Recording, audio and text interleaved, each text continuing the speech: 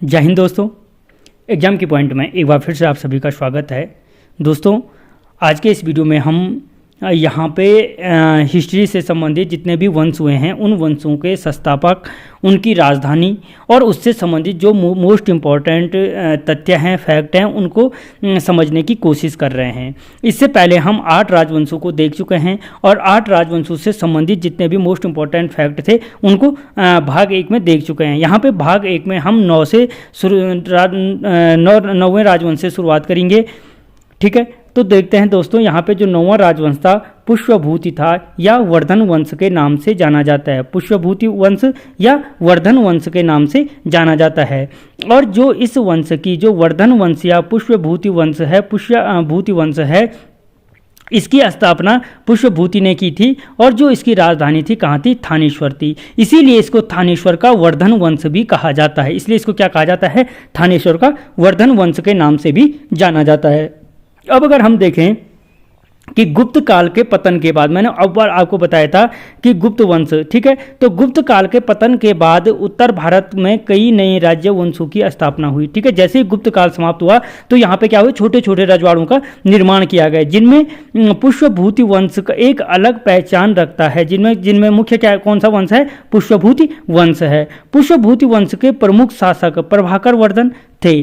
ठीक है, अगर आपसे पूछा जाता है कि पुष्यभूति वंश के जो प्रमुख शासक था वो कौन था, तो आंसर हो जाएगा प्रभाकर वर्धन था। यह भगवान सूर्य को मानते थे। अगर पूछा जाता है कि पुष्यभूति वंश किसकी उपासना करते थे, तो सूर्य की उपासना करते थे तथा जय आदित्य का उद्घोष किया करते थे।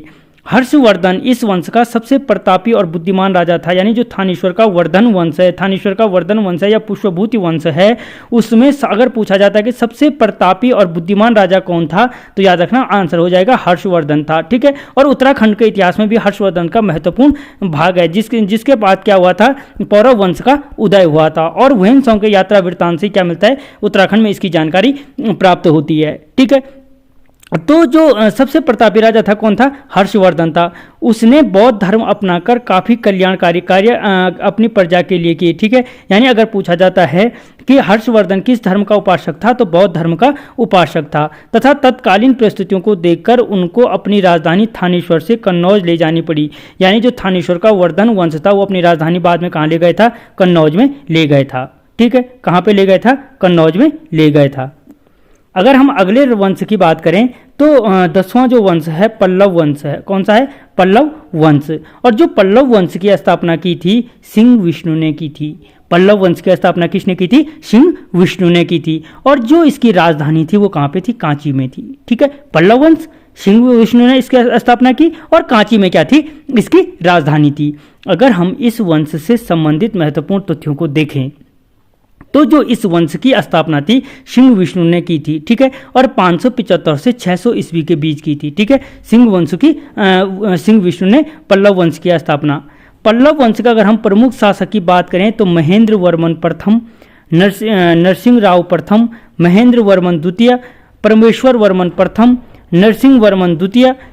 ठीक है, तो आदि क्या थे? इस वंश के प्रमुख संस्थापक थे। यानी अब प्रथम द्वितीय छोड़ दो, यहाँ पे महेंद्र, नरसिंह और परमेश्वर, 3 नाम याद रखो। महेंद्र, नरसिंह और परमेश्वर वर्मन क्या थे? पल्लव वंश के प्रमुख संस्थापक थे। ये पूछा जाता है यहाँ पर कि अगर सपोज क्वेश्चन पूछा जाता है कि परमेश्वर वर्मन किस वंश से संबंधित हैं, तो यहाँ पर आधे से ज़्यादा कन्फ्यूज हो जाते हैं वर्धन वंश से। ठीक है, ठीक है, तो इसलिए याद रखना ये परमेश्वर वर्मन थे वो किस वंश से थे? पल्लव वंश से संबंधित थे। और पल्लवों द्वारा स्थापित कला और संस्कृति धरोहर महाबलीपुरम का एकस्म मंदिर व कांची का कैलाशनाथ मंदिर है। यानी अगर पूछा जाता है महाबलीपुरम का एकस्म मंदिर और कांची का कैलाशनाथ मंदिर किस वंश से संबंधित है, तो याद रखना आंसर हो जाएगा पल्लव वंश से संबंधित है। कांची का कैलाशनाथ मंदिर और एकस्म मंदिर क्या है? पल्लव वंश से संबंधित है। अगर हम इससे अगला वंश को देखें तो राष्ट्रकूट वंश। जो राष्ट्रकूट वंश है 11वां राजवंश है राष्ट्रकूट वंश। जो राष्ट्रकूट वंश है दंतिदुर्ग ने क्या किया था? इसकी स्थापना की थी। दंतिदुर्ग ने क्या की थी? इसकी स्थापना की थी। और मान्यखेत में क्या था? इसकी राजधानी थी। ठीक है, मान्यखेत में क्या थी, इसकी राजधानी थी। अगर इस वंश से संबंधित देखें हम तो इस वंश की स्थापना का श्रेय दंती दुर्ग को दिया जाता है। ठीक है, किसको दिया जाता है, दंती दुर्ग को दिया जाता है। दंती दुर्ग ने इस वंश की स्थापना 752 ईस्वी में की थी। राष्ट्रकूट वंश की स्थापना दंती दुर्ग ने की थी। ठीक है, यहाँ पे दुर्ग कर देना, दंती दुर्ग ने की थी और कब की थी, 752 ईस्वी में की थी। इस वंश के अगर हम प्रमुख शासक की बात करें, कृष्ण प्रथम, ध्रुव। कई बार पूछा जाता है कि ध्रुव किस वंश से संबंधित थे, तो राष्ट्रकूट वंश से संबंधित थे। गोविंद तृतीय, अमोघ वीर कृष्ण द्वितीय। ठीक है, तो ये सारे के सारे जो शासक थे वो किस वंश से संबंधित थे, राष्ट्रकूट वंश से संबंधित थे। अमोघ वर्ष कृष्ण द्वितीय। अगला वंश यहाँ पे जो चालुक्य राजवंश है, चालुक्य राजवंश बोलो या कल्याणी राजवंश बोलो। दोस्तों याद रखना, जो चालुक्य वंश है, चालुक्य वंश की स्थापना तैलूप होना था। तैलप या कहीं जगह पे आपको तैलूप द्वितीय देखने को मिलेगा। तैलूप द्वितीय या तैलप द्वितीय ने की थी और जो इसकी राजधानी थी मान्यखेत में थी। इसकी राजधानी कहाँ पे थी, मान्यखेत में थी।